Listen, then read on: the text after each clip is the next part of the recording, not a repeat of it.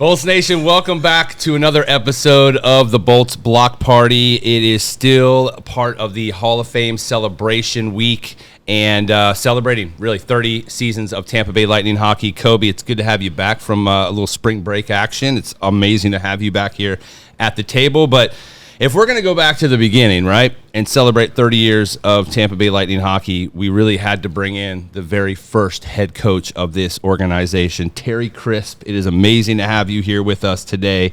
What has this week been like for you, reuniting and seeing all the guys and everybody here? I think you used the right phrase. We just used back to the beginning. Yes. Not back to the future. No, back to the beginning. And that's exactly what it was.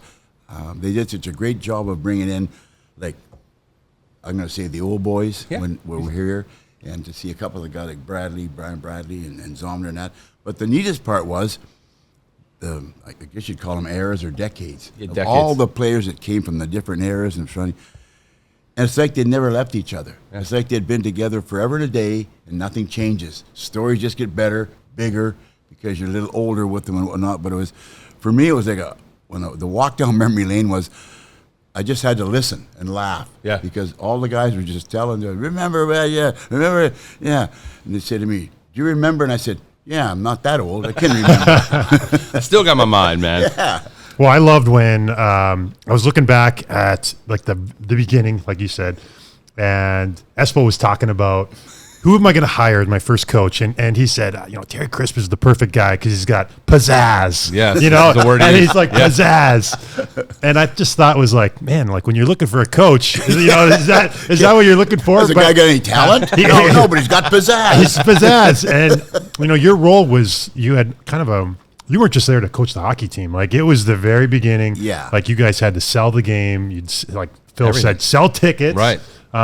Build a team, be competitive on the ice. And he was pretty happy that he found you. And you know what?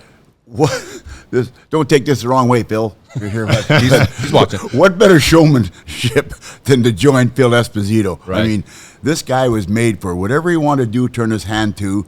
And I've always said, ever since I knew Phil, from when he was in Sault Ste. Marie, now I played against him in Junior B. Yep. Coming up through the ranks and whatnot. And you have bragging rights there, by the way. Does. Junior B bragging rights. He edged out Phil. So I wrote that down. You edged out Phil in 61 of the Sarnia Legionnaires in the league scoring title. So you beat him. Last game, and we had the last game. He'd already had his up on the board when he points. We were playing in a little town called Tilsonburg. And it just so happened they were the bottom place team for the last game of the season.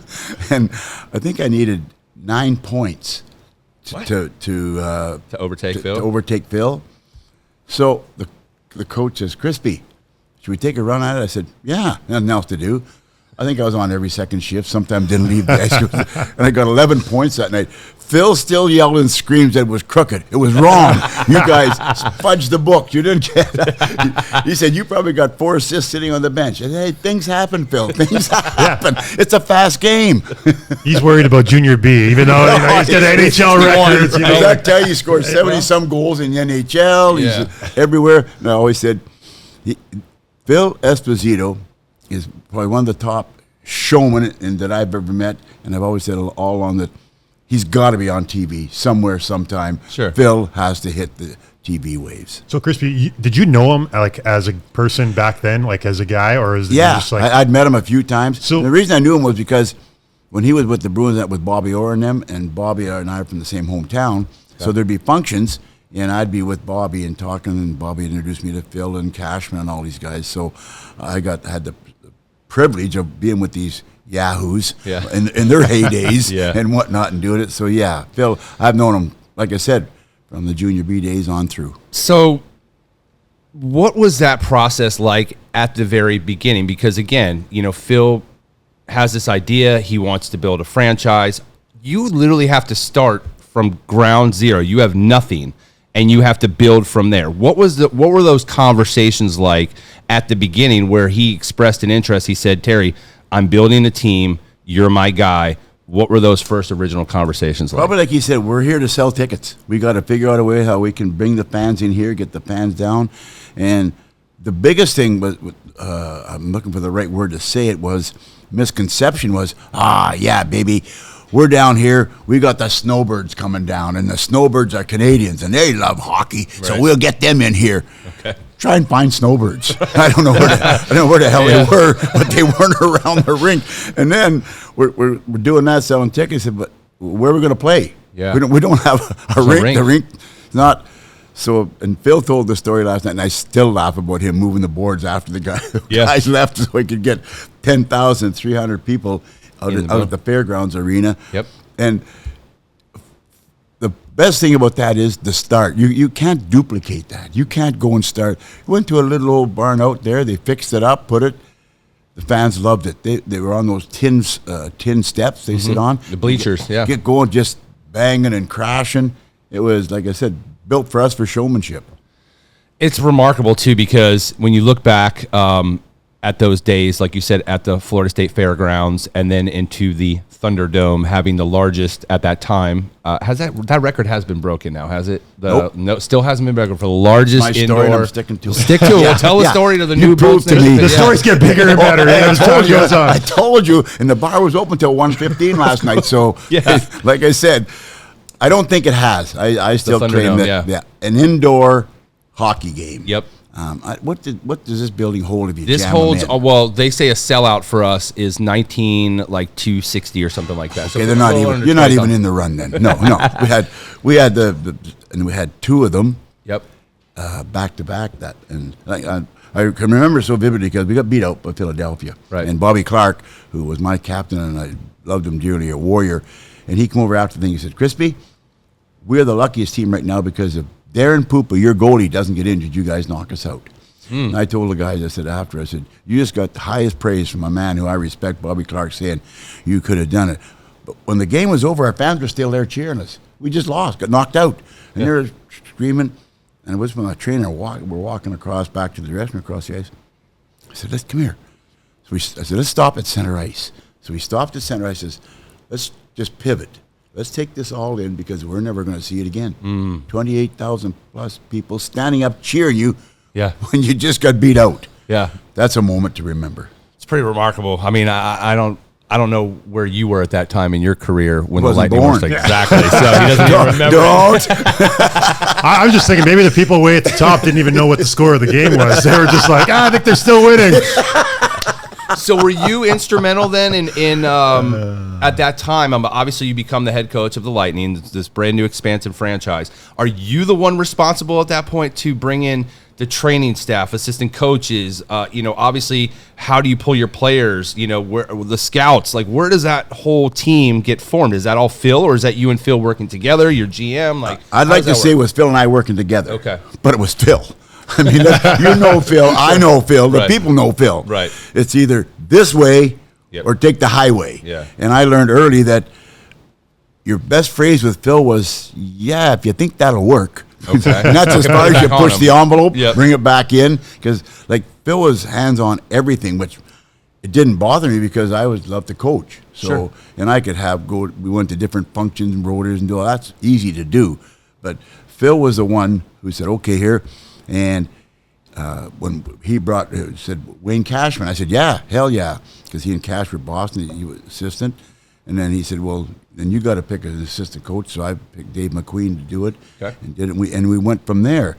But Phil was always one step ahead of what he was thinking going to do, but then he did it. Mm-hmm. Somehow he figured out and did it. Like, I still sit here to this day and can't figure out how Phil Esposito raised the money to get the franchise, and God bless him, he pulled it off. He did. I mean, there's idea guys and guys that can carry through. Sure. And I think it's rare for an idea guy to be able to carry through like Phil does, right? Well, he went he had the what was he, the Count from England or something, or a Baron from England that. A big limo pulled up and we didn't know it was him or the guy from Starbucks down the road or whatever it was. Wow. And then he went over to Japan with the Japanese and convinced them it was good. I mean, he was forever always on the move, always thinking, always getting it done. Which is remarkable. We're absolutely blessed to have somebody like Phil that saw the vision and saw the brainchild. Obviously, like you also talked about, there were no facilities here. Right now, you look at our market here in Tampa, and as they say, if you build it, they will come. And so the expansion of the rinks in this area to expand the sport. But back then, you were extremely limited in your resources. There weren't hockey rinks around here. So how did you overcome that challenge? Because you don't have the professional facilities like you do today. So what kind of issues did that pose? You didn't even think of it. It wasn't even like a challenge or a thing. It was just when the ice was available, you go out and use it and do it. If it wasn't there, okay, you did something else, dry land or whatever else you did. But it was never monumental. Really? Like I can remember our first training camp up in Lakeland. They had a little rink in Lakeland up there. Okay. And it's where Disney used to do all their ice training. Figure skaters for their training up there. Yes. So we go up there, and there's no lines on the ice. Right. There's nothing. And so Cash and I are standing there one day, and the guys are working on the ice, and they're putting the lines on center ice. And we're standing behind the one zone having a coffee, Cash and I, and this gentleman's out in the ice putting the paint down. Here's the net. And he's right in front of us, and the goal line that goes all the way across the icing line. Yep. Yeah. So he starts right beside the goal, and he heads diagonal towards where a penalty box should have been. So we said, Cash looks at me and I looked at him, and he says, "I don't think that's where the line's supposed to go." So we called the gentleman and said, "Sir, what are you doing?" "Putting the lines down when I'm supposed to." I said, "But I don't think the diagram says there's a line going there." And Cash says, "Yeah, you're heading towards the penalty box." "What's a penalty box?" They didn't have a penalty box. There's nothing over there but just open. the wall. Right. So that was just one of the ones that, for fun, they up there.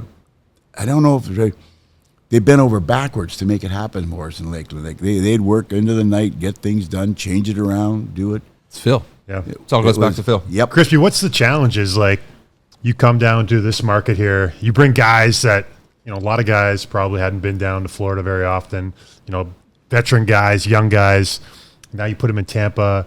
As a coach, I'm sure you're thinking, you're up at night being like, what are these guys doing? Like, are they focusing on hockey? There had to have been challenges. I just hope like heck they all had wives and brought them with them, because at least I had some help on my side in that one, I'll tell you. Right. But the biggest thing, I said, we call them in. And we had I think 75 people at our first training camp here. I mean, 75 players. Lord love us. Right. Come on. Right. I think Phil brought in every favor he ever owed. He brought them in then I had to cut them. Right. Christy, you cut them, Christy. Well, no, Philly's your buddy. Yeah, but you got to cut them. Okay, on that one. But it was just like, I said to the guys, "Hey, fellas, we're in Florida. Yeah. And Florida is beautiful weather. Mm-hmm. It's beaches. It's golf courses. This is utopia. Right. I'm not here as a coach to tell you don't play golf. I'm not here to tell you don't go on the beach with your kids and your wife, or don't go out and enjoy the weather. No. That's why we're all here. We're blessed to be able to do this. All I do ask, when you come to the rink, you bring it all to the rink with you, and you leave it on the ice every night. That's all we're asking. And that's not too much. You're getting paid, and the guys did it. The guys came. I think a lot of them, as you well know, they were like released. Had no other teams. Okay. So I don't want to say leftover. So they probably had like a chip on their shoulder. Exactly. They had the chip and say, "Okay, we'll show you that we can still play it." And I was, as a coach, blessed with a lot of those players that Phil brought in. And I look back over I was lucky enough to have a Rob Ramage here, and we had Roman Hammerlick, the kid, #1 overall defense kid. What better pairing could I have as a coach, as a Rob Ramage, to teach this kid how to be a pro?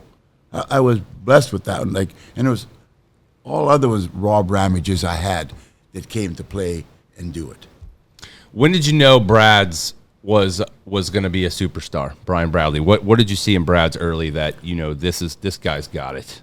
Probably his goal scoring. I mean, he anything around the net, this kid put it in. And we'd heard of him, knew him from before, and with our team, of course, we were looking for anything. Defensemen, goaltenders, scores. It didn't trainers. Right.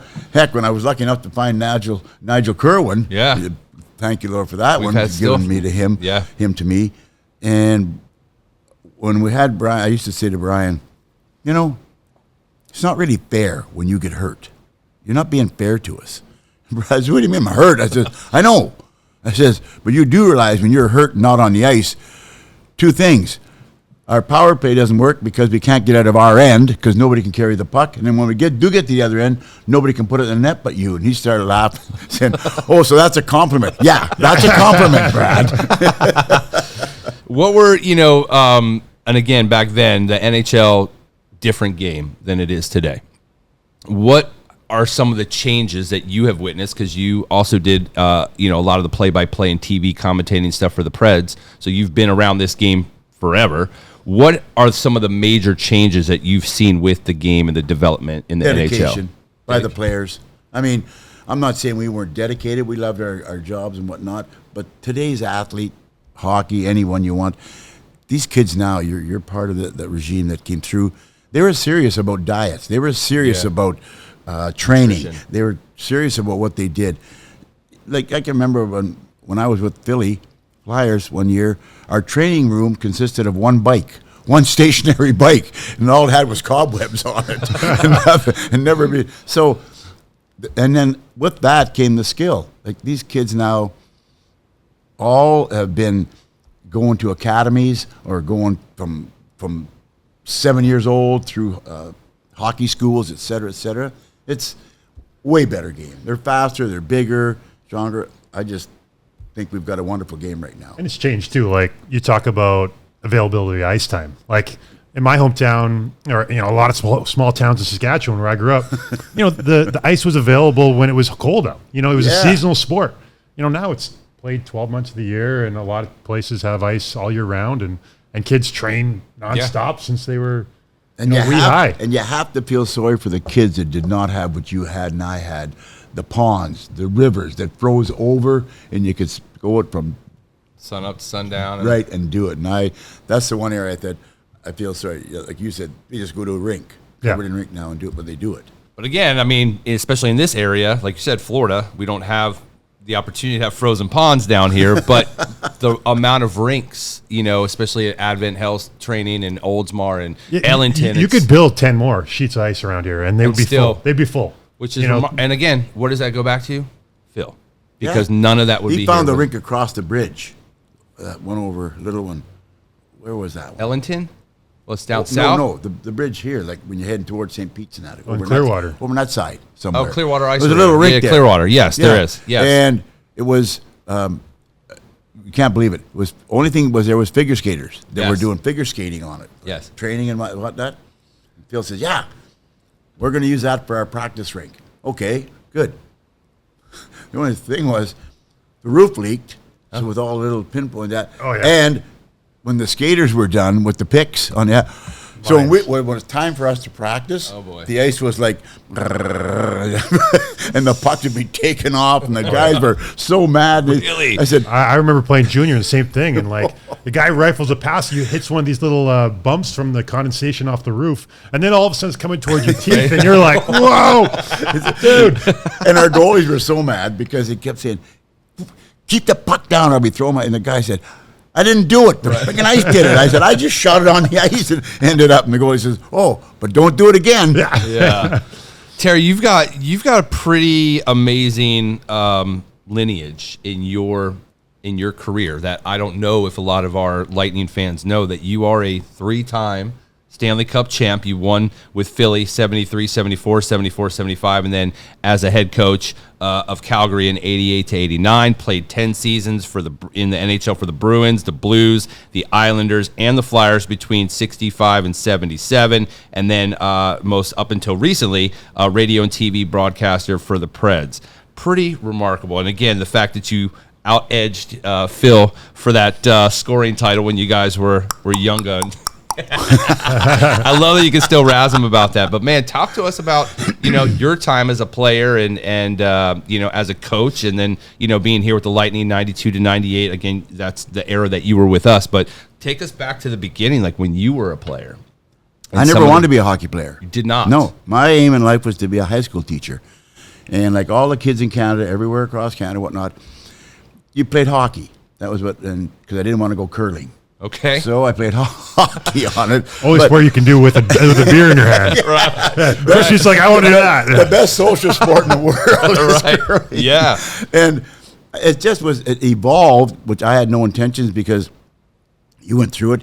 You play peewee hockey. Mm-hmm. Then you're lucky enough to get on a little travel team. So you travel in peewee hockey. This is fun. I'm going to enjoy this. So you go on up the ranks, bantam, midget. Okay, I'll keep playing. I'm on the midget travel team. I'll play it, go. And you get a call one day and they said, well, we'd like you to come and play Junior B. That's Junior B. Okay. It's a little up. Yeah, still fun. Okay, I'll go try Junior B. Play Junior B. Then you get the call, go Major A. I said, I still want to be a teacher. And the one guy said, hey, there's no limitation on education. He said, you can stop at 30 and go back and become a teacher. I said, you're right. So I went and played Major A, 2 years in Niagara Falls with Hap Ems. That was nice. Yeah. 20 years old. There was no drafts then. You turn 20, you're done, you're out, you go. And Boston calls me and says, listen, we want you to sign a C card. And I said, a C card? What's a C card? We're going to give you $100. Okay, what do I sign? And what a C card was, they owned you. Ooh. So back in that era, the NHL, there was only 6 NHL teams. Yep.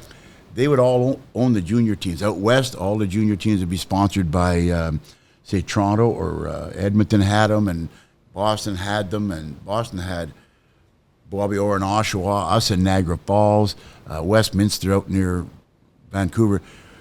So I said, suddenly I belonged to the Boston Bruins for $100. Right, it was territorial, right? Like Yeah. the Montreal Canadiens owned all the players out of Quebec. Like it was crazy. Montreal, St. Paul. Here, get this one. How'd you like to be a GM in that era? The Montreal Canadiens got to pick the 2 best players in the province of Quebec. Not draft, pick. So let me give you an example. Just say that Mario Lemieux and Guy Lafleur were coming out in the same year out of Quebec. Okay. Montreal would say, we want Lemieux and we want Lafleur. Okay, now let's start the draft. Think about the step. For the mob. Yeah, do that for like 6-7 years. Yeah. You're going to get all No wonder the New York Yankees are hockey. Right. Crying out loud there. Gee.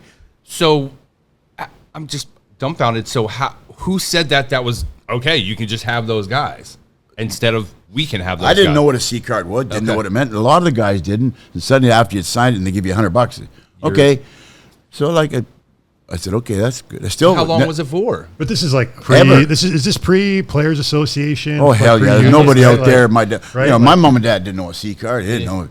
I don't think my dad knew I left home for 2 years. And asked mom one time, where's Terry? He's down South Bend hockey somewhere. Is he still in the basement? Let him out. Let him out. Wow. So it was just, it evolved. And even when the pros went to, and back in when there was only 6 teams, it was an old boys club. Believe me, it was an old boys club. Yeah. And when you were a kid coming in, I remember going into the Boston Bruins first training camp, and there was a player called Leo Boyven, built like a little Mack truck and could hit like a Mack truck. I always remember my first scrimmage, and I'm playing with Ronnie Stewart here and Topazzini over here, and they give me a pass. I'm going through the neutral zone. I get one of these ones looking for the pass. The Mack truck's coming. Oh boy. I look up and I'm dead. My light flashed, and Leo steps aside. He said, "Kid, you all get one. That's yours." So never again did I come through the neutral zone looking over my shoulder. But it was the Bruins back then. It was like for 3 years. Go to Boston, make the team, get a place to live, sit in the bench for 2 games, dress for 2 games, and off to the minors, never to be seen again. So for 3 years, I said, this ain't working. No, I'm going to go become a high school teacher. Okay. The Lord has a plan, or somebody in the 3 years, in the 4th year coming up, I got married. Okay. Still married this lady, and I said, I said, I'm done. I said, I'm not going to play hockey. I'm going to go and I'm going to go to university. She says, oh no, you're not.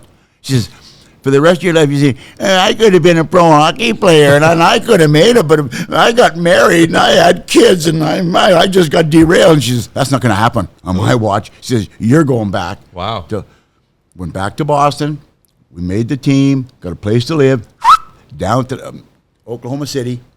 We had a stacked team in Oklahoma City. Stacked.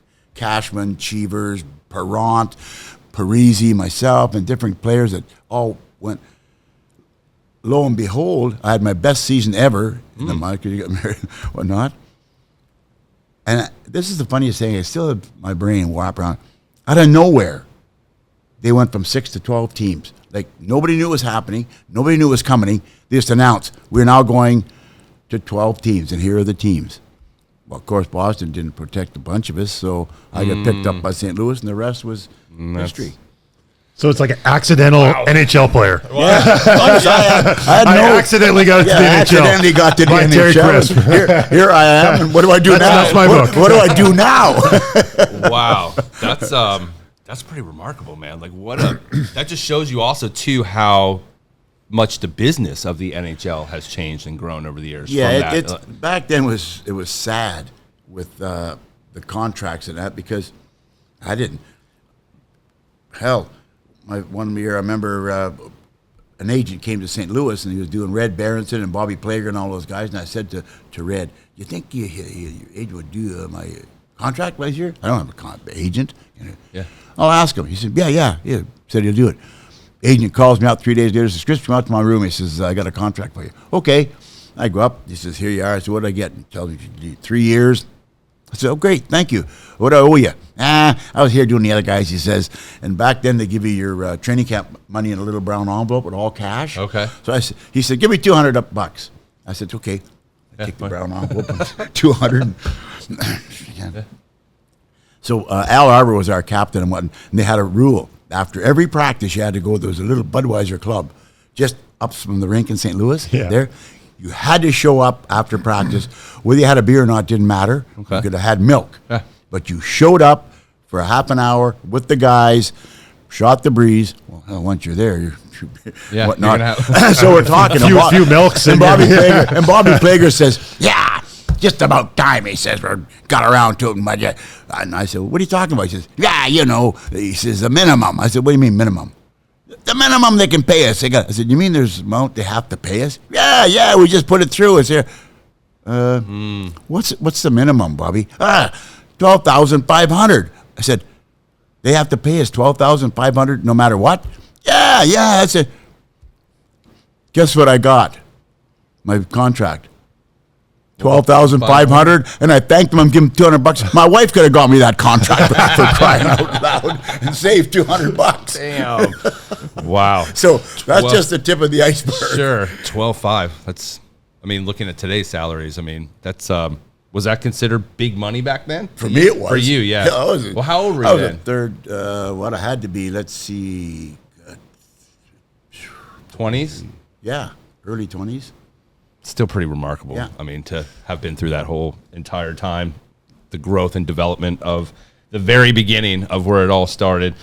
Listen, Terry, I know you've been schlepped around all week, and you still have I got one more thing. Hit him with it before we go wrap it up. I'm always curious to ask old coaches, like, how. So there's a great story about Scotty Bowman, who was one of your, one of the guys that you learned a lot from to being a coach, but. Brendan Shanahan told a story about Scotty Bowman would leave a jersey at the front desk of a hotel late night. Yeah. And guys, and as they're coming in, if they're breaking curfew or whatever, the hotel guy would be, "Hey, could you sign this jersey or whatever?" Yeah. And Brendan Shanahan said, every time I had signed something late night, I always signed Darren McCarthy, So someone else's name. But I was wondering if you had something like that, or I played for Scotty. Yeah. And at that time, he'd leave a stick with the night clerk. And the night clerk would say, "Hey, guys, yeah." And we played with Reggie Leach. Okay. He was on our team. Yeah.